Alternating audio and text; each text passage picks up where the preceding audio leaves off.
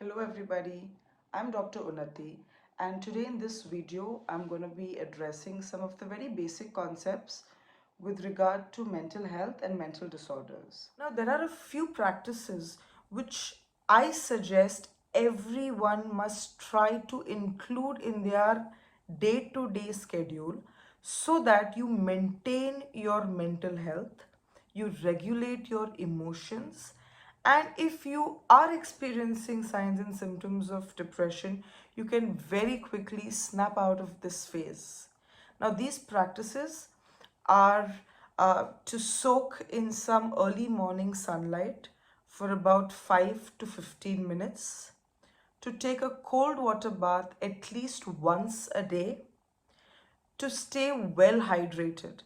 And by well hydrated, I mean the amount of water that your body requires according to the place you stay and the work you perform.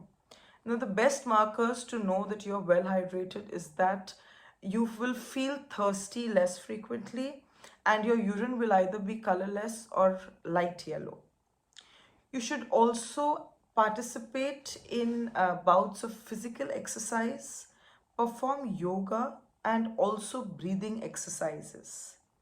Another very important practice is to stay connected with nature. Now, when I mean stay connected with nature, I mean either physically by walking barefoot or standing barefoot on the soil or grass or sand. And if this is not possible, something as simple as soaking in fresh air or getting wet in the rain or participating in gardening activities, being surrounded by plants, any of these activities which helps you connect with nature. Now, these are simple practices which will help you regulate all your emotions and maintain your mental health very well. These are scientifically proven facts. Now, if you fail to address these symptoms at an early stage, it will go on to what we clinicians call as major depressive disorder. Now, this major depressive disorder is characterized by a decrease in movement, so much so that the person is bedridden for 15 to 18 hours in a day, barely communicating, with severe loss or gain in weight, and with major self-care deficits. Now, this is when the disorder has reached its peak and now it endangers life itself.